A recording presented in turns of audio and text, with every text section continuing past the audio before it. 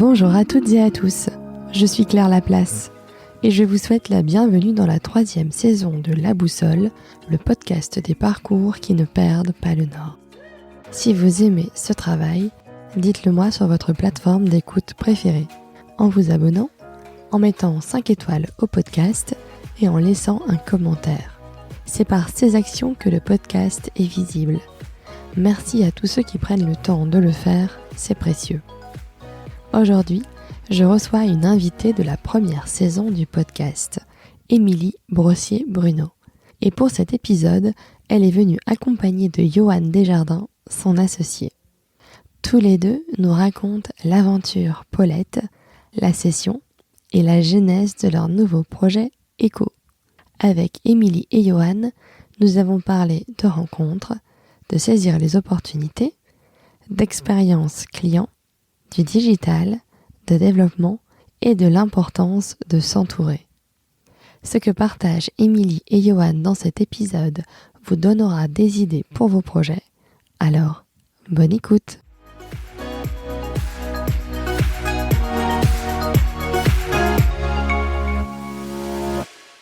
Bonjour Émilie.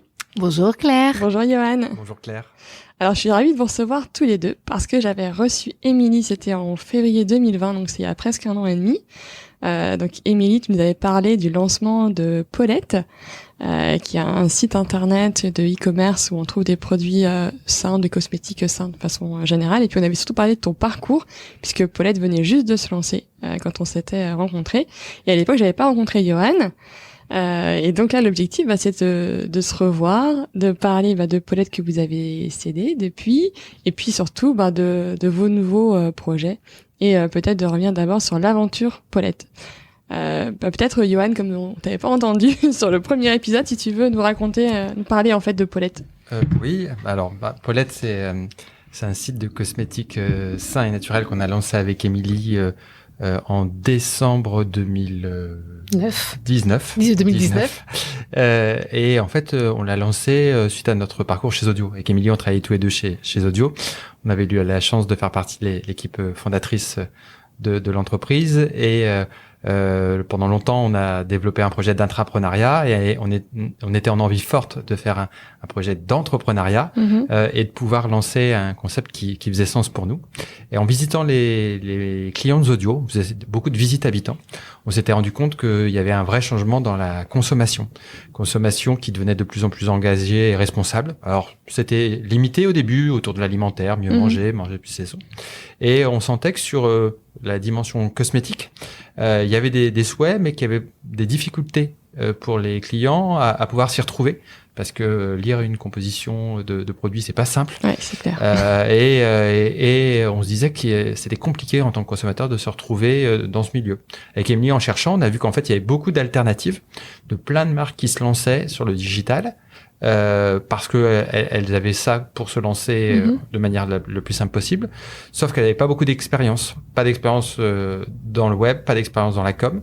C'était nos forces avec Émilie. On a dit tiens, on va les accompagner et grâce à ça, on va pouvoir aider les consommateurs à trouver des produits plus sains et responsables pour leur salle de bain et pour leur beauté, pour la famille. Ok. Et comment ça s'est passé de passer finalement de l'intrapreneuriat à l'entrepreneuriat ensemble? Nous, ça faisait 10 ans qu'on travaillait ensemble, donc on savait que on avait envie de continuer de bosser ensemble. Ça change quand même beaucoup. Déjà, on arrête de faire des réunions toute la journée. Un agenda où il n'y a rien dedans. Quand on est en entreprise, ça change tout. On n'est pas maître de son agenda. D'habitude, c'est des réunions qui s'enchaînent. Et là, tout est devant nous, une copie blanche qu'on doit remplir de la manière la plus logique possible pour faire grandir le business. D'accord. Et puis, ce qui change aussi véritablement, c'est que en fait, tu passes à l'action. Réaction et ça c'est hyper plaisant, c'est-à-dire que tu construis ta propre maison et tu montes un projet qui pour le coup t'appartient vraiment, et ça c'est vraiment satisfaisant, avec en plus les valeurs sur lesquelles Johan t'a parlé, du prendre soin de nos clients naturellement. Et du coup, comment ça s'est passé pour vous? Parce que nous on s'est rencontrés en février 2020. Bon, entre-temps, on a eu des confinements. Alors, je me rappelle, c'était sur le premier confinement, je crois, où vous avez fait un truc où vous avez vendu, en fait, tous les bénéfices allaient directement à vos fournisseurs, en fait, c'est ça? Effectivement, en fait, comme je te le disais, c'était beaucoup de petits fournisseurs. On avait une 60aine qui étaient français, mais c'est une petite structure. Et dès qu'est arrivé le confinement, on s'est rendu compte que pour beaucoup, ils allaient être étranglés parce que le digital pesait rien dans leur vente. C'était les magasins physiques. Et comme ils étaient fermés, on s'est dit, oulala, il faut qu'on puisse les aider. Nous, on lançait notre boîte. On était accompagnés par des dispositifs de création d'entreprise. On s'est dit, pendant cette période, c'est pas très grave, on va les aider à tenir parce qu'on a besoin d'eux et vous voulez tisser un partenariat solide. Et franchement, ça nous a aidés parce qu'ils ont été très redevables et après, on était vraiment main dans la main avec, c'est pas une relation de fournisseur, mais de partenaire qu'on avait tissé avec eux. D'accord. Et puis, je me rappelle, je crois, Émilie, tu avais animé pas mal de lives pendant cette période-là aussi. Alors en fait, c'était une période forte d'apprentissage puisque tu te réinventes complètement. Et nous, on voulait garder le lien avec nos clients et on s'est dit que comme ils avaient du temps, et on avait créé une forme de communauté autour du bien-être naturel, j'ai invité mes créateurs de produits, mes fournisseurs, à raconter leurs produits. Et donc, le soir à 19h ou le midi, on faisait des lives. On allait dans le jardin de mes créateurs de produits qui racontaient comment ils cultivaient leurs fleurs, comment ils les récoltaient, comment ils les transformaient. Et là, il s'est passé quelque chose. C'est-à-dire que j'ai eu beaucoup de retours de mes clientes qui me disaient, en fait, je découvre les produits à travers la voix, à travers l'histoire des créateurs. Et en fait, je comprends mieux les produits. Et là, pour le coup, j'ai envie de me les approprier. Et clairement, il y avait un impact sur les ventes. Et ça, c'est quelque chose qui nous est resté en tête. Oui, parce que finalement, c'était pas fait nécessairement pour ça à la base. Pas en du fait, tout. C'était plus de garder le lien. Et de garder le lien. Et puis, quand je faisais mes fiches produits sur Paulette, j'étais hyper frustrée de ne pas pouvoir mieux raconter l'histoire. En fait, quand tu travailles dans le digital, le dieu du digital, c'est Google, qu'on le veuille ou non, pour se faire connaître. Ça s'appelle le référencement naturel pour remonter. Et donc, tu dois écrire un texte standard qui fait que Google te reconnaît. Sauf que ça fait un texte désincarné où tu ne retrouves pas d'émotion, tu ne racontes pas l'histoire. Et fort de cette frustration, moi, je voulais vraiment donner la parole à ceux qui fabriquent avec amour et passion leurs produits. Et je voulais vraiment le partager à mes clients. Ok. Et après, moi, je me rappelle d'un autre épisode pendant cette année-là. C'est quand vous avez voulu avoir votre boutique, c'était avant Noël, je crois. Et que finalement, il y a eu reconfinement et que vous avez dû en fait tout arrêter. Et comment vous avez vécu ce moment-là? Ah, ça a été pas simple. On était vraiment les rois du timing. On pensait ouvrir une boutique le 2 novembre. 3 jours avant, on pensait encore l'ouvrir. Et puis soudainement, on apprend qu'il y a le deuxième confinement. Ça a été un moment clé pour nous parce que on avait des bons résultats, une bonne croissance sur le digital, mais on savait qu'il y avait beaucoup de valeur dans le physique parce que les produits cosmétiques naturels qu'on proposait étaient nouveaux et on manquait de 2 dimensions. La sensorialité des produits qu'on peut pas rendre en ligne. Ouais, c'est sûr. Et donc, en magasin, on savait qu'on allait pouvoir la donner et surtout la dimension de conseil. Parce que en ligne, seul devant sa fiche produit, on a un peu du mal à choisir, à savoir ce qui me correspond. À chaque fois qu'ils nous contactaient et qu'Émilie répondait aux gens par le chat, on avait des ventes qui se concrétisaient. Mais quand les gens étaient seuls devant la fiche produit, c'était plus dur. Est-ce que c'est pour moi? Est-ce que ça va me plaire? Donc on s'est dit, le magasin est une super solution. On avait, fort de nos habitudes, décidé de faire ça en test and learn. Donc on a dit un magasin éphémère d'abord, qu'on pourra garder si ça marche. Novembre-décembre, ça va être super, à côté de la place Réour, génial. Ouais, l'emplacement était top en plus. C'est ça. Ouais. Il était prêt. On avait même prévu un planning d'animation pour s'appuyer sur des partenaires locaux qui viendraient expliquer leur savoir-faire et créer des raisons de venue supplémentaires dans le magasin. Puis il y a eu la douche froide, la fermeture, mais c'est ce qui nous a forgé, qui nous a fait rebondir. Voilà, donc il y a eu la déception de pas ouvrir, mais c'est vraiment le propre de l'entrepreneuriat, c'est-à-dire savoir rebondir, puisque c'est les montagnes russes. Je dis ça, on a un métier où aucun jour ne se ressemble et chaque semaine est une aventure. Et là, effectivement, on s'est dit, qu'est-ce qu'on fait? Paulette avait une belle croissance, mais insuffisante pour demain nous faire vivre et générer du salaire. Ouais. Et en même temps, on s'est dit que les magasins, ça allait être compliqué dans les prochains mois à venir. Donc, on s'est dit que, en parallèle de Paulette, il fallait qu'on pense à un autre projet. Donc, c'était dit qu'on resterait digital sur la fin d'année et qu'il fallait commencer à se dire comment on peut faire un deuxième projet en complément pour laisser le temps à Paulette de grandir. Et ça, c'est parce que le magasin n'a pas vu le jour. Et puis, comme toujours, laisser les petits hasards de la vie. Juste au moment où on se dit ça, on a un coup de fil. Le coup de fil qui a tout changé. Un ami entrepreneur qui nous contacte, qui nous demande des nouvelles et on lui dit exactement ce qu'on vient de te dire. Il dit, mais vous voulez faire un autre projet, mais est-ce que vous n'avez pas imaginé, pour vous consacrer pleinement à l'autre projet, vendre Paulette? On dit, vendre Paulette, t'es gentil. On a 10 mois d'existence, on n'a même pas un bilan. Il y a encore énormément de choses à faire. Qui va vouloir acheter Paulette? Il dit, détrompez-vous, vous avez quand même fait beaucoup de choses.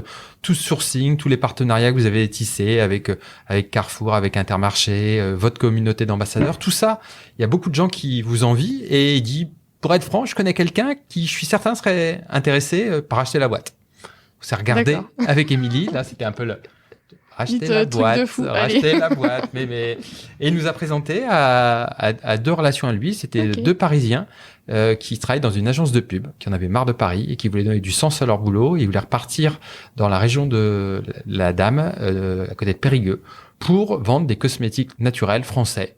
Et ils nous regardaient un peu en modèle en disant oh là là, c'est génial ce qu'ils font. Alors ça nous a flatté déjà d'être le modèle, et ils nous ont dit oui, mais clairement, ça nous intéresse.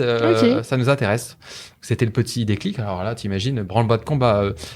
Comment leur expliquer ce qu'on a fait. Donc, on a constitué des dossiers pour essayer d'expliquer tout ce qu'on a structuré, que ce soit pas simplement un bilan comptable qu'on n'avait pas d'ailleurs. Oui, comment valoriser tout ce que vous avez mis en place. Exactement. En quelques mois. Ouais. Et on leur a expliqué. Et il se trouve que malgré l'envie très forte qu'ils avaient, ils ont décidé de pas acheter parce qu'ils étaient trop avancés dans leur projet. Ils avaient déjà fait leur site, ils avaient déjà créé leur marque, ils avaient déjà acheté les produits, et donc ils avaient l'impression que ça allait doublonner avec ce qu'ils avaient fait. D'accord. Mais ça nous est resté dans un coin de la tête, cette idée que peut-être qu'effectivement Paulette pouvait intéresser d'autres personnes, quelques autres personnes. Donc on a essayé de se renseigner sur la session d'entreprise, on a vu qu'il y avait des sites spécialisés, notamment un qui s'appelle Fusac, et on a fait une petite annonce avec notre expert comptable, il a posté. Et là aussi, la magie, dès le lendemain, posté à 19h, le lendemain à 9h, les premiers appels de gens intéressés, et on a eu beaucoup de gens qui se sont renseignés et qui ont abouti à plusieurs propositions concrètes. Okay. Et vous en avez choisi une en particulier, et pourquoi celle-là? C'est celle qui donnait le plus d'avenir à Paulette. On est tombé sur Denis, qui était quelqu'un qui venait pas du monde des cosmétiques, mais qui avait une appétence pour le secteur, et qui avait gagné pas mal d'argent dans ses précédents métiers et ses investissements, et il s'est dit tiens, je veux travailler dans un domaine qui me plaît, les cosmétiques, et il était en train de constituer un pôle beauté parfum pour faire en sorte de faire grandir ses marques, et il a vu en Paulette une capacité à trouver des terrains d'atterrissage commerciaux sur le digital, et aussi de pouvoir digitaliser ces petites boîtes. Et donc, on a dit, tiens, c'est Denis, quand il prend Paulette, il met ça dans un dispositif ambitieux, et demain, notre bébé, il sera entre bonnes mains parce qu'il va vouloir le faire grandir.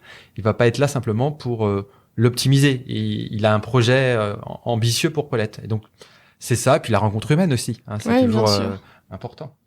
Oui, pour nous, dans tout ce qu'on fait avec Yoann, c'est les rencontres humaines.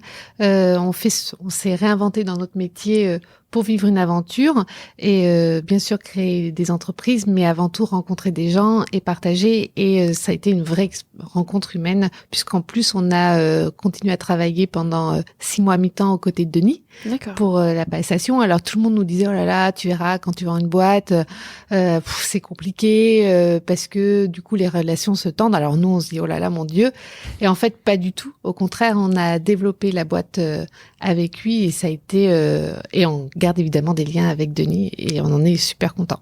On l'a aidé à recruter notre remplaçante Margot, qu'on a formée, et il y a une transition en douceur et dans le plaisir. Et puis en plus, je crois que grâce à Paulette, vous avez aussi rencontré Cyril Delbecq, qui vous a hébergé. Enfin, je me rappelle parce que tu avais expliqué que d'avoir un coworking, ça coûtait quand même assez cher, et que du coup, c'est dans une maison du Vieux-Lille. Oui, c'est ça, alors j'ai ça en souvenir de notre épisode. Nous, on a compris qu'en tant qu'entrepreneur, il y avait une entraide très forte, et au début avec Yoann, on était dans un coworking qui grignotait tout doucement notre trésorerie, Et c'était pas raisonnable, et en même temps, on n'avait pas envie de bosser de chez nous. En tout cas, les idées, ça doit toujours fuser. On est toujours en train de se challenger. Et là, on a fait appel à la communauté, et Cyril, que je connaissais, m'a dit, mais en fait, je viens d'acheter une grande maison dans le Vieux-Lille pour accueillir mes équipes, et j'ai un bureau de libre, est-ce que ça vous intéresse? Nous, fallait qu'on commence à stocker nos produits. Et lui, il était il était en train de créer un écosystème de start-up avec ses équipes tech. Et c'est là qu'on a commencé à s'installer chez lui et à créer des liens. Il nous a fait rencontrer des gens aussi qui nous ont conseillé sur Paulette. On a rencontré d'autres start-upers et ça a apporté énormément de dynamique parce que c'est vrai que pour le coup, quand tu quittes Zodio, qui était aussi une famille de super collègues, franchement, on est très attachés à Zodio. À deux, c'est super, mais bon, finalement, tu vois moins de gens. Oui, c'est pas pareil qu'une grande équipe et tout. Et là, finalement, on retrouvait un esprit de boîte avec notre projet, mais avec toujours en train des gens qui se croient, ah, vas-y, t'en es où? Et toi, t'en es où? Et ça, c'était super. Et ça, c'est grâce à Cyril. Super. Et comment naît votre nouveau projet? Du coup, qu'est-ce qui vous a donné? Enfin, je pense que t'en as dit un petit peu quand t'as parlé finalement de cette frustration de pas pouvoir finalement partager vraiment une expérience utilisateur en expliquant, en donnant la parole à ceux qui conçoivent, imaginent des produits.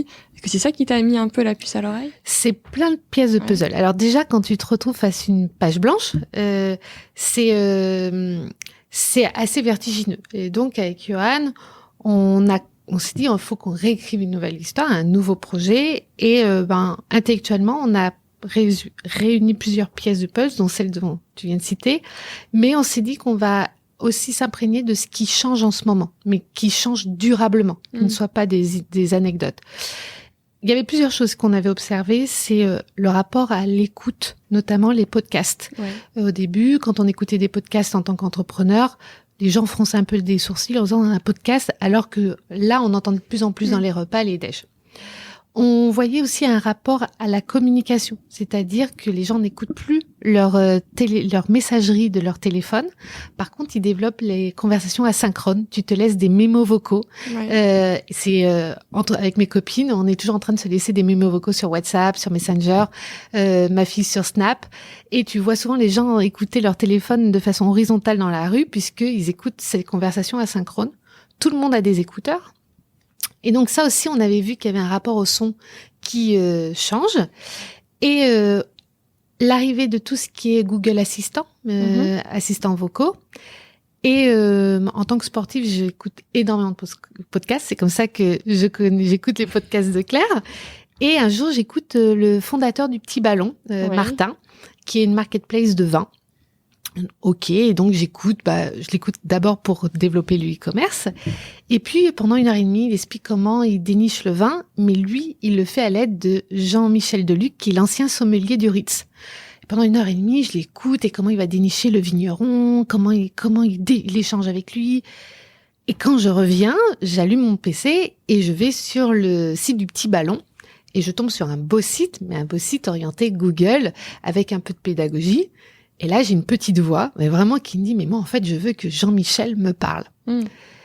Et là, j'ai envie qu'il me murmure à l'oreille, mais pourquoi cette bouteille de vin?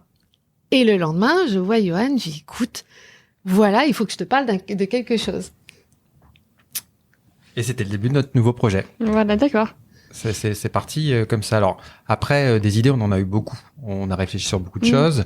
À chaque fois que ça faisait sens pour nous, on s'est dit il faut qu'on se confronte à des gens qui vont pas être là pour nous dire des choses qui vont nous faire plaisir, mais pour nous dire moi est-ce que en tant que décideur demain je pourrais l'utiliser, quel regard.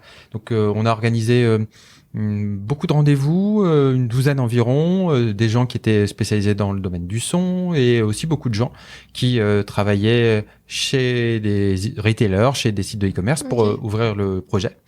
Et à chaque fois, là aussi, on avait beaucoup de bienveillance. Dès qu'on est entrepreneur et qu'on demande de l'aide, on sent que les gens trouvent toujours une petite place dans leur agenda et on tient vraiment à les remercier parce qu'on sait qu'on était de l'autre côté. C'était pas forcément toujours simple de trouver un créneau. Et quand on leur a présenté, l'accueil a été très bon à tel point qu'il y en a beaucoup qui nous ont dit tellement intéressant ce que vous me racontez que moi j'aimerais bien faire un test. Et on s'est retrouvé l'air de rien avec 2-3 premiers clients potentiels qui étaient partants pour faire un POC et tester la solution. Donc ça nous a donné des ailes. On a continué, on a structuré, on a réfléchi comment améliorer ce petit produit, simplement mieux raconter les produits, mais on s'est dit ça peut se décliner notamment sur les avis.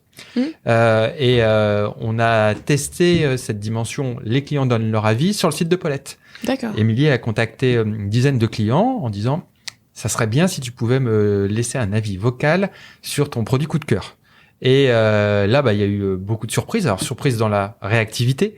Plus de la moitié ont répondu dans l'après-midi. Ils ont joué le jeu rapidement. Et puis surtout, surprise dans la qualité de ce qu'on a reçu. C'était des textes qui étaient fournis, bien plus que ce que n'importe qui aurait tapé, écrit. Et puis, il y avait une qualité du discours et l'émotion passait. Et là, on s'est dit, ah ouais, ça déclenche quelque chose. On y croit, on est embarqué parce que dit le client. Et puis, surtout, ça levait les freins de ce qu'il nous disait avant. Pourquoi il nous laissait pas plus d'avis? C'est long, structurer un discours écrit, c'est pas si simple que ça. C'est quand même plus facile de pouvoir le raconter. L'orthographe, je suis pas forcément très à l'aise. Ouais. Donc là, on était en train de lever les freins. Et puis, en plus, ça crée beaucoup de bonheur à l'écoute. Donc, ça a continué à donner de l'eau au moulin. Et au fur et à mesure, on a avancer dans le projet en essayant de structurer un produit en même temps qu'on faisait nos rencontres pour essayer de savoir ce que les gens allaient en penser. Ok. Et donc concrètement, le projet c'est quoi? Alors suite un peu à ces échanges, on s'est dit que on a structuré. C'est comme ça qu'est né Echo. On a voulu construire une plateforme SaaS, une plateforme qui accueille les témoignages vocaux des sélectionneurs ou des créateurs de produits, mais aussi les avis de leurs clients. Okay. Et l'idée, c'est que cet hébergement, cet accueil du son, tu le retrouves sur le site avec une mise en avant spécialement dédiée à l'écoute vocale. L'idée, c'est d'apporter un autre sens, de l'émotion à ton contenu, et d'apporter de l'authenticité dans ton site e-commerce. Ok.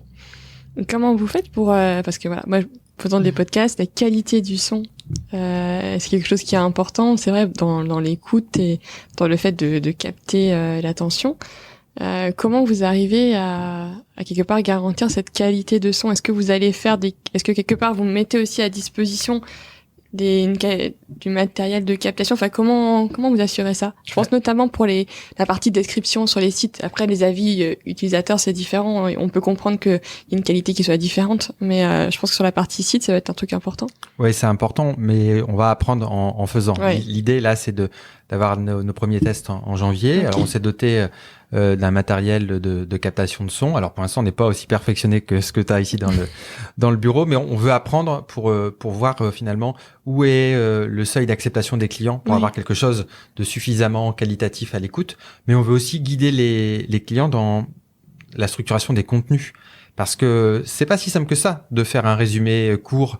Et donc, on veut créer des guidelines pour que les clients soient aussi à l'aise tant sur le contenu que sur la qualité sonore. Et tout ça, c'est l'apprentissage qu'on va faire en janvier avec nos premiers clients testeurs. Et du coup, pour cette aventure-là, vous êtes accompagné toujours par votre réseau d'entrepreneurs. Enfin, comment vous êtes accompagné sur cette histoire-là? On est accompagné de plusieurs manières. Ouais. Déjà, tu parlais de Cyril qui nous a beaucoup aidé. Il a continué de nous aider. Il nous a présenté lui des gens dans son réseau, ce qui nous a permis d'avoir ces feedbacks. Donc, on en a d'autres, plein de gens avec qui on a collaboré et ils sont très nombreux à qui on a présenté le projet. Et à chaque fois, ils ont dit mais tu devrais aller voir un tel, tu devrais aller voir un tel. Ouais, à ouvrir des portes en fait. Aussi. En fait, énormément d'entrepreneurs nous ont ouvert les portes. C'est un truc qu'on peut pas imaginer et c'était vraiment fait avec générosité et bienveillance. 2 entrepreneurs qui se lancent, tout le monde a envie qu'ils réussissent. C'est quand même un truc super, il n'y a pas de jalousie, au contraire, on pourrait dire mais peut-être que moi ça va me prendre mes clients. Et ben non, on a eu une ouverture de porte totale. Encore ce matin, on sortait d'un rendez-vous. C'était un de nos copains qui nous a présenté un de ses clients pour que on puisse voir si ça faisait sens chez lui. Donc ça, c'est vraiment la plus grande aide possible. Puis après, ça continue sur l'aide physique. On est encore dans cette maison, tu parlais, dans le Vieux-Lille, Oui. dans nos bureaux. On va bientôt les quitter. Là, on travaille avec une agence qui s'appelle Better Call Dev. C'est notre agence technique qui développe le produit. Bah eux, de manière très sympa, ils ont dit, bah, de toute façon, si vous n'avez pas de bureau, nous aussi on en a. Ils continuent de nous héberger. Et donc, il y a une vraie entraide naturelle de tout cet écosystème qui fait que on se sent à l'aise, qu'on peut aller vite. Ça va même sur les financements, puisque dans la région, on a quand même cette chance d'avoir beaucoup de gens qui te permettent d'avoir des subventions ou des prêts d'honneur. Et on les a rencontrés et on sent qu'il y a une bienveillance, une envie que ça marche. Et puis en même temps, Eco, on travaille sur le développement de l'outil, mais on travaille aussi sur l'engagement parce que Eco, on s'est dit que par la voix, on pouvait aller plus loin. En quoi ça peut être aussi un outil pour aider les malvoyants et les non-voyants. Et quand on s'est dit ça, on s'est dit, mais on peut pas se mettre à la place de ces personnes en situation de handicap. Et là encore, on a créé du mouvement et on a rencontré Nicolas, qui est un entrepreneur non-voyant et qui nous aide, qui est prêt à nous aider pour faire que Eco soit au service aussi du web inclusif et accessible. Et ça, on voulait le penser dès le début. D'accord. Alors, c'est évidemment pas la promesse, mais c'est important pour nous qu'on puisse aussi faire, en tant qu'entrepreneur, bouger un peu le monde et ouvrir un peu plus les portes. Ok. Si on peut contribuer à alléger un peu le handicap, parce qu'en fait, ils servent énormément du digital, parce que c'est plus simple pour eux, mais il n'est pas forcément adapté. Des sites... Ouais, l'ergonomie est pas géniale. Exactement. Ouais. Et souvent, ils ont des machines qui lisent les textes, mais c'est des voix plutôt fatigantes parce que c'est des ordinateurs. Ouais, c'est qui un lisent peu n'importe quel robotique. bouton. C'est très robotique. Et quand on a présenté ça à Nicolas, il nous a dit, bah oui, moi je vois une vraie valeur ajoutée de pouvoir avoir un contenu qui, à nous aussi, soit émotionnel et qui nous permette de mieux en savoir sur les produits. D'accord, super. Et j'avais vu aussi que vous aviez aussi tous les deux une agence d'accompagnement des entrepreneurs que vous aviez lancée en plus entre deux parce que vous n'avez pas encore assez de choses à... Alors en fait, effectivement, en créant ce mouvement, on a rencontré d'autres entrepreneurs qui avaient identifié que on avait des forces, notamment sur comment faire mieux connaître des produits, des outils. Et on a des entrepreneurs de Ratech, en l'occurrence, qui sont venus nous voir, qui sont des start-upers et qui nous ont dit, moi, je marche bien, mon outil est satisfaisant, mais j'ai besoin d'aide. Et donc, on les aide également à mieux communiquer sur leurs outils. Donc ça aussi, c'est notre... et ça nous permet aussi de créer du mouvement et de nous nourrir pour au service d'Eco. D'accord. On a aussi des indépendants qui veulent digitaliser leur métier parce qu'historiquement, c'est pas des métiers historiques. Et dès qu'on est indépendant, on sait pas vraiment vers qui aller. Si on a une agence tout de suite, c'est des budgets qui sont plutôt c'est pas forcément accessible à des grandes marques. Et donc, ils ont vu en nous la capacité à être réactif, simple et rapide dans la mise en place de dispositifs qui ne soient pas très onéreux. Et donc, on est pour eux une vraie alternative puisque notre vécu leur donne un peu de conseils et en plus, on les envoie vers des outils où ils peuvent même avoir de l'autonomie. Donc, c'est en ça que certains de nos... c'est pas vraiment des clients, c'est du réseau qui vient à nous pour l'instant. On n'a pas de prospection commerciale sur le sujet, mais on est toujours prêt à pouvoir aider dans la mesure du temps qui nous reste. Comme c'est ça. Parce que c'est vrai que de lancer un nouveau projet, ça prend quand même beaucoup de temps disponible et même d'essayer de se projeter, d'imaginer tout ce qu'on a envie d'y mettre. Et c'est vrai que, moi je me rappelle, je sais plus, c'était Mathieu Stéphanie qui avait écrit un truc, je sais plus, au début d'année, non, il y a quelques mois, où il parlait notamment de l'avenir de tout ce qui était contenu audio. De façon plus générale, pas que le podcast. Et c'est vrai que moi je m'étais dit, j'avais un petit commentaire en disant que je pensais que c'était que le début en fait, parce que l'audio propose vraiment une expérience immersive qu'on ne peut absolument pas retrouver avec les autres médias, et en même temps il permet aussi de faire autre chose en plus et de pas être monotâche. Alors quand on regarde une vidéo, on doit avoir les yeux, on doit concentrer son attention. Un contenu audio, on peut faire plusieurs choses en même temps, mais on peut aussi vraiment profiter et être plongé dans son contenu. Et que moi je voyais ça que c'était juste le début en fait. Et donc, quand après, j'ai regardé votre projet, je me suis dit, même ça fait vraiment sens d'avoir cette expérience utilisateur qui est finalement beaucoup plus profonde. Je crois qu'on va t'amener en clientèle parce que t'as une bonne partie de notre pitch. C'est bon. Oui, C'est exactement ce que j'allais dire. L'idée de faire deux choses à la fois, parce que on a de moins en moins de gens qui sont captés par le texte et le côté je lis et je suis bloqué là-dessus. On est tous multitâches et donc sur un site internet on regarde des photos et en même temps on l'écoute et donc c'est une capacité à avoir deux sources d'informations et c'est pour ça qu'on veut aussi le dédupliquer éco en magasin.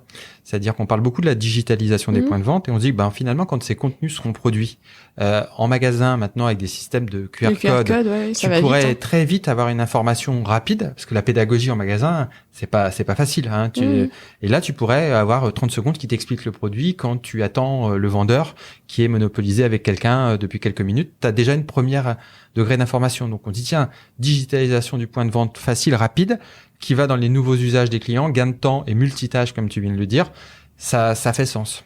D'accord. Et quand tu parlais de la vision, comment on réfléchissait éco, on est même en train de penser plus loin, c'est-à-dire en quoi éco va sur les produits. C'est-à-dire que quand tu t'appropries un produit et que demain il y a un petit QR code avec un petit visuel, on vous conseille, on vous raconte l'histoire de ce produit ou comment mettre en place ce produit. Quand tu arrives chez toi, ici, au lieu de passer par la notice, ou parfois un produit que tu offres qui a besoin d'être mieux compris avec son histoire, son savoir-faire, sa fabrication, tu as juste à écouter la voix de celui qui crée ce produit. Oui, carrément, c'est génial. Et donc l'idée, c'est d'aller vraiment plus loin. Ça peut faire un packaging augmenté, où tu vas plus loin que les quelques lignes qui sont écrites dessus.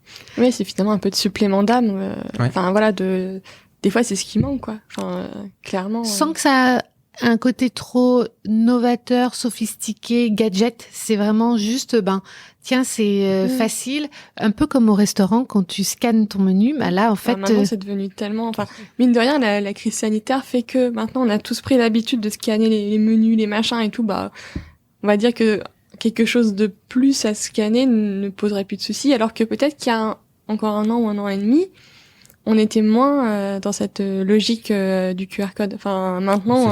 Ça existe depuis des années, l'usage n'était pas ultra développé. Pourtant, ça a plein d'avantages. T'as pas d'app à télécharger, t'as pas d'inscription. Tu prends ton appareil photo, tu flashes et tout de suite l'info est à toi. Ouais, donc là, ça permet d'aller directement sur un fichier MP3 à écouter, quoi. Exactement. Ok, c'est intéressant ça. Après, c'est vrai que faisant du podcast, forcément, l'audio, c'est quelque chose qui me parle. Et après, je me dis même pour vos clients, ça peut au-delà des produits, parce que parfois, moi, je sais que j'aime bien sur les sites internet toujours aller regarder l'histoire, comprendre un peu, qui est-ce qu'il y a derrière, qui sont les personnes qui me vendent ce produit et qu'est-ce qu'elles ont fait, pourquoi, etc. C'est peut-être une déformation parce que j'aime bien, mais je trouve que parfois c'est un peu fastidieux de lire parce que des fois il y a des grandes histoires, parce que parfois c'est des entreprises qui ont je sais pas moi 100 ans d'existence ou qui ont fait beaucoup de choses et clairement une capsule audio qui te raconterait l'histoire de cette entreprise et ce qu'ils font et les fondateurs c'est qui et pourquoi, ça pourrait faire sens aussi. C'est exactement ça. Avec Paulette, on a découvert, quand on s'inspirait des meilleurs, beaucoup de DNVB, donc qui sont des marques qui sont nées nativement sur le web et qui font des produits qui changent le monde. Alors quand je dis ça, notamment beaucoup de produits d'entretien naturel, on se dit que ces personnes-là, qui n'ont pas de visibilité physique, mais qui ont finalement une contrainte digitale par le texte, comme je te disais, eh bien de raconter comment ils ont pensé ce produit, pourquoi ils réinventent cet univers-là. Ils ont plein de choses à raconter. L'univers des cosmétiques, des marques comme Respire, tout ça, où effectivement il y a du contenu audio ou vidéo sur les réseaux sociaux, mais d'entendre la voix des fondateurs derrière chaque produit ou du chef de produit, comment il a construit sa formulation, quels ingrédients et où est-ce qu'il les a dénichés, ça donne encore plus de vie et d'authenticité qu'un texte écrit ou d'une formule bio de cosmétique.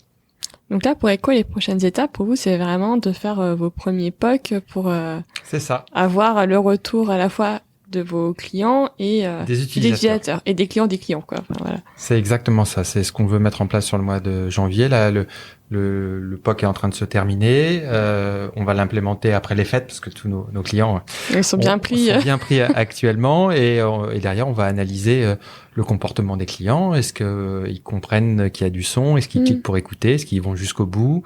Et est-ce que derrière, ça change leur comportement, que ça améliore leur taux de transformation et d'achat? Tout ça, c'est des données qui sont importantes, qui vont nous permettre de faire de multiples adaptations à notre outil pour faire en sorte que demain, il soit de plus en plus efficace, tant à l'utilisation pour les clients. Il faut que ça soit simple.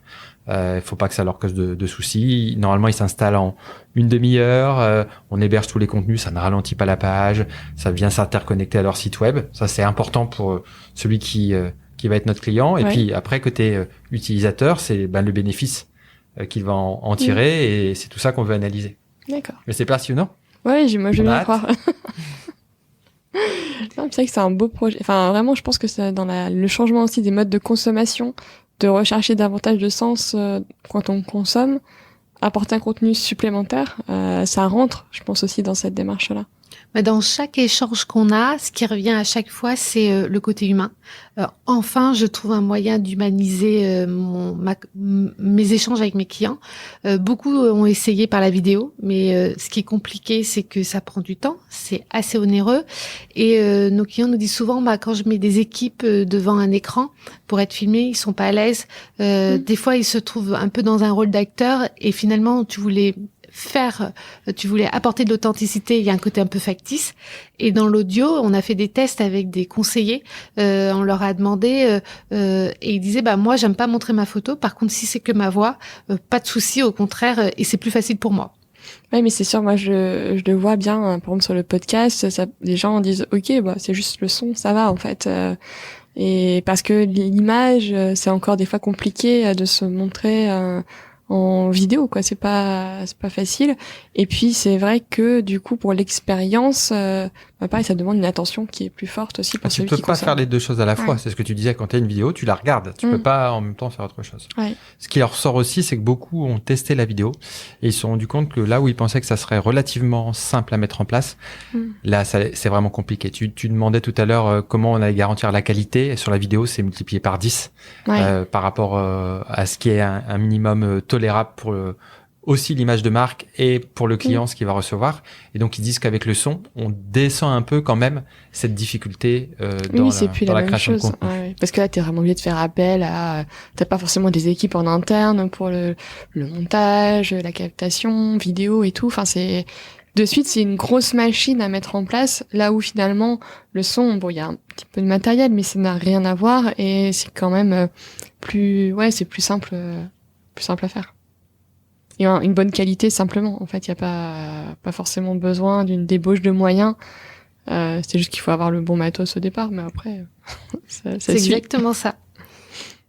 Et qu'est-ce que vous retenez en fait finalement de cette aventure à la fois de Paulette et puis du lancement de votre nouveau projet? Si vous regardez un peu dans le rétroviseur, qu'est-ce que vous en retenez de finalement vous êtes lancés à deux, de ce que vous avez vécu ensemble? Ça serait quoi? Déjà, il y a le passage d'un projet salarié à un projet entrepreneur. Ouais. Et on avait quand même travaillé depuis une petite vingtaine d'années, donc on était forgé à ce mode de pensée et de travail. Et on ne savait pas à quoi s'attendre. Et ça a été plutôt simple. Ça a été plutôt simple parce que finalement, tous les irritants qu'on pouvait avoir dans la grosse structure où on passe sa journée en réunion pour avoir une non-décision ou une demi-décision, ici on était beaucoup plus dans l'action, action-réaction, et donc on se voyait 5 minutes, on décidait et surtout on avait le temps de le mettre en place pour tester, voir si ça marchait. Donc ce côté réactivité, plaisir d'entreprendre, de tester et de refaire, c'est vraiment quelque chose qui est stimulant et tous les matins on y va avec l'envie d'avoir les résultats. Donc ça a été plutôt une confirmation que l'entrepreneuriat était quelque chose qui nous correspondait et qu'on se retrouvait pas un peu démunis de se dire mais qu'est-ce que je vais faire Qu'est-ce que je fais de mes journées Donc ça a été le premier apprentissage. On s'en doutait, mais on n'est jamais sûr quand on se lance. Il y a qu'en le faisant qu'on peut faire. Donc ça a été vraiment la première chose. Et puis après, le deuxième apprentissage, je pense que tu l'as un peu évoqué tout à l'heure, c'est la puissance, c'est la bienveillance du réseau. ne pas rester seul dans son coin, ne pas hésiter à aller solliciter, échanger avec des personnes, même une demi-heure. Ça change la manière de regarder son projet, on n'a pas le nez dedans, ça crée des opportunités, on dit tiens je vais te présenter un tel, et on n'a pas vu ça finalement comme quelque chose de compliqué, tellement il y avait de la bienveillance et de l'entraide autour de nous. On pourrait dire c'est peut-être parce qu'on avait un peu de réseau, oui on avait un peu de réseau, mais finalement même avec des gens qu'on connaissait peu, ils ont eu cette bienveillance. Donc ça, c'est aussi un vrai apprentissage. C'est que ça, c'est souvent les entrepreneurs qui se lancent. C'est une dimension. Parfois, ils sont tellement dans leur projet qu'ils en oublient d'aller s'ouvrir un peu à l'extérieur, d'aller chercher un peu des fois de l'aide ou un regard différent, parce qu'ils pensent que ça va être difficile. Mais c'est vrai qu'au final, il y a plutôt, c'est ça, une bienveillance, une envie d'accompagner n'importe qui va se lancer sur un projet, parce que soi-même, on est entrepreneur et que on est déjà passé par ces étapes-là, qu'on a envie de rendre un peu de ce qu'on a reçu. Et c'est vrai que c'est pas quelque chose que tout le monde fait. Enfin, je vois dans les gens que j'ai pu rencontrer à la fois dans mon travail plus via le podcast, en fait, il y a pas mal de personnes qui restent un peu seules. Nous, on voulait apprendre et progresser en écoutant les autres. C'est notre culture, mais des fois, monter un projet à deux, on était plutôt toujours d'accord avec nous-mêmes, et ça, c'est pas forcément garantir le succès. Ouais. Donc, se faire challenger, des fois on a des fois entendu des choses qui piquaient, et en même temps, accepter de se dire que c'est pas contre nous, mais que c'est pour progresser. Et puis, moi, ce que j'ai beaucoup aimé dans cet apprentissage d'entrepreneuriat, c'est que les gens que j'ai rencontrés dans mon métier d'avant, j'étais finalement dans une bulle avec mes super collègues, mon métier que je connaissais, j'étais dans ma zone de confort, t'as ton équipe, et finalement, pour progresser, t'as un petit chemin confortable. Là, t'es beaucoup plus chahuté, mais par contre, intellectuellement, émotionnellement, et ta vie, elle est énormément alimenté, et c'est lié aussi par les gens qu'on rencontre. Et d'ailleurs, on est la moyenne des gens qu'on côtoie. J'en parlais à mes enfants, cette phrase-là. Je trouve que par rapport à mon nouveau métier, j'ai pu apprendre énormément de choses. T'as augmenté ta moyenne. C'est important aussi. Et pour parce qu'elle me côtoie beaucoup.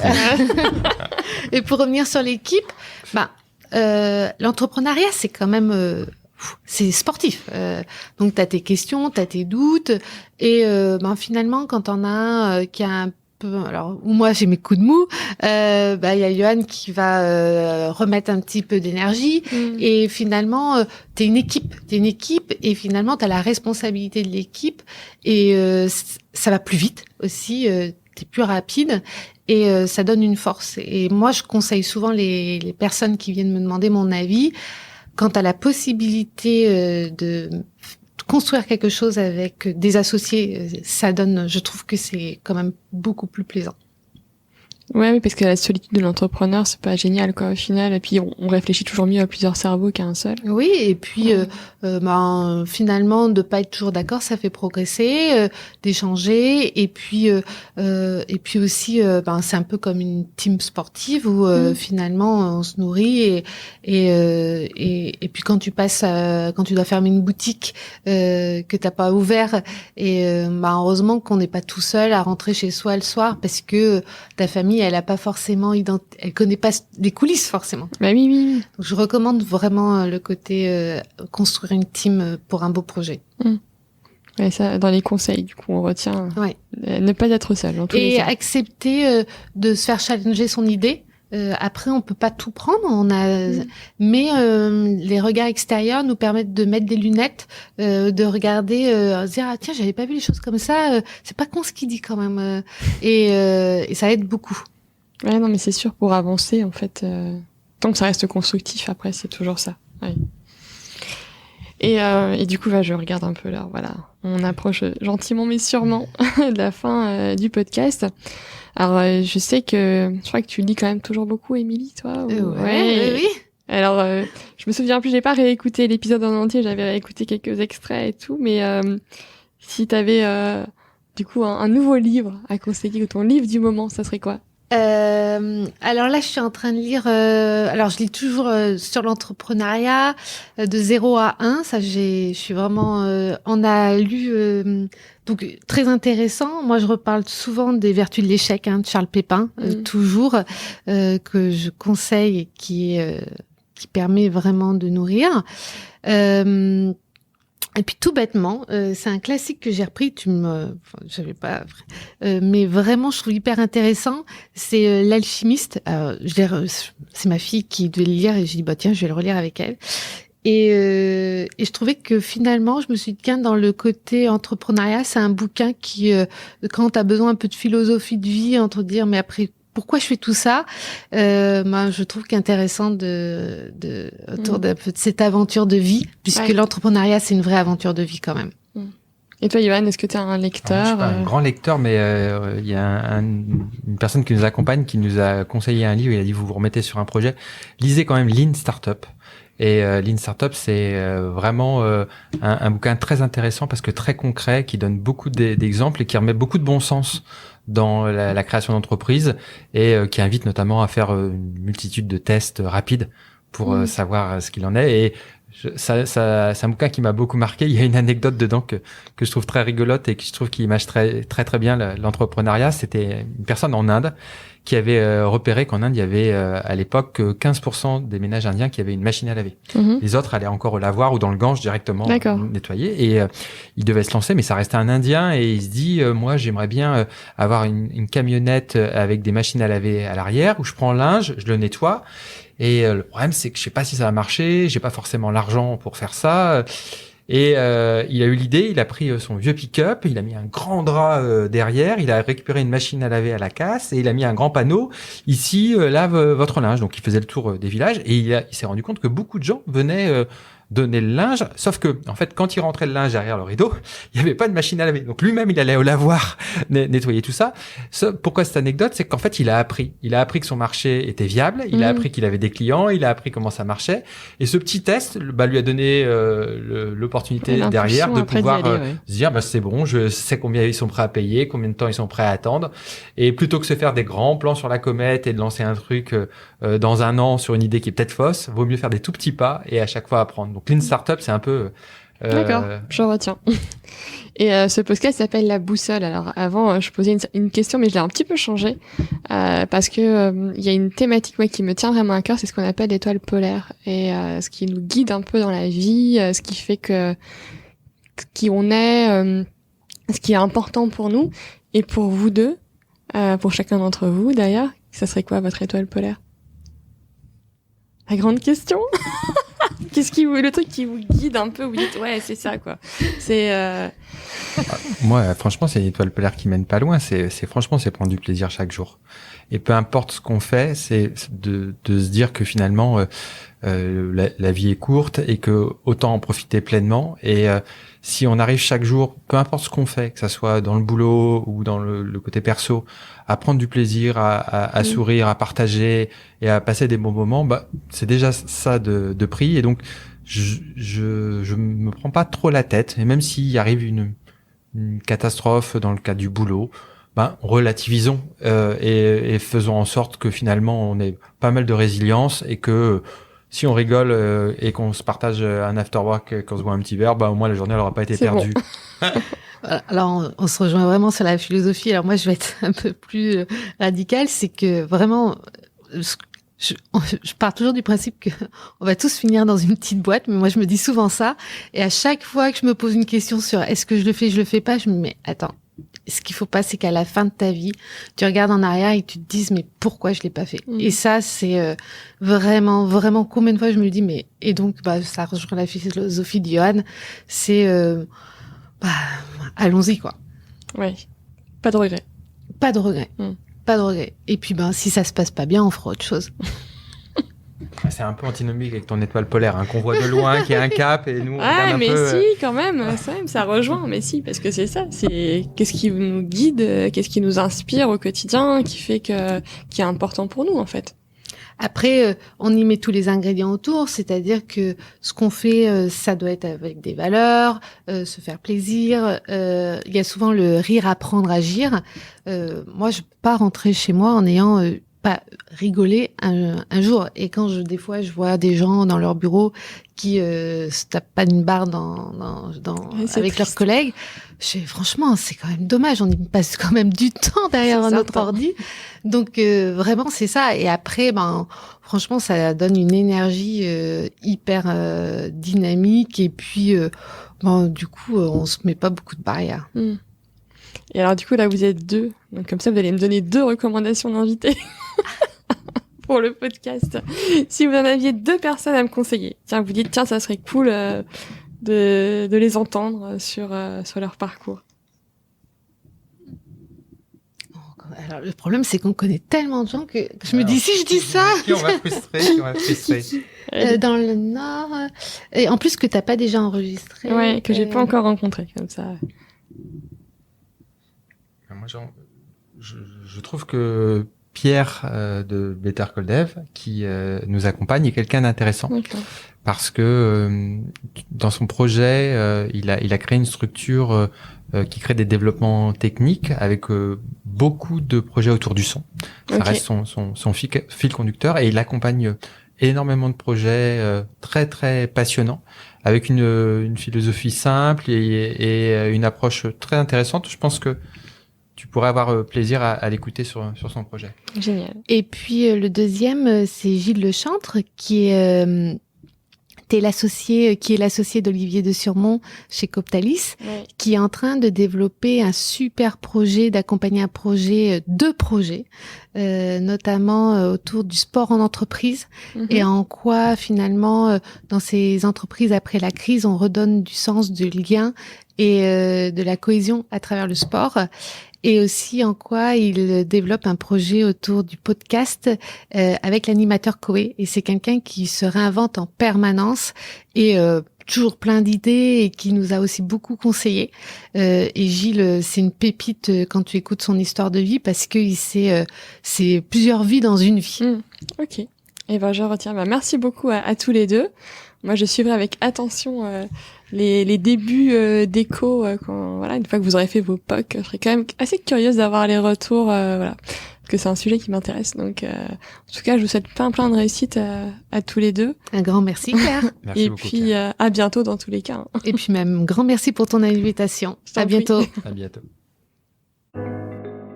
J'espère que cet épisode vous a plu. Si vous appréciez ce travail, partagez le podcast autour de vous, abonnez 2 personnes de votre entourage et dites-le moi sur Apple Podcast ou Spotify. Je vous dis à très vite pour un nouvel épisode de La Boussole. D'ici là, portez-vous bien et n'oubliez pas de regarder votre étoile polaire.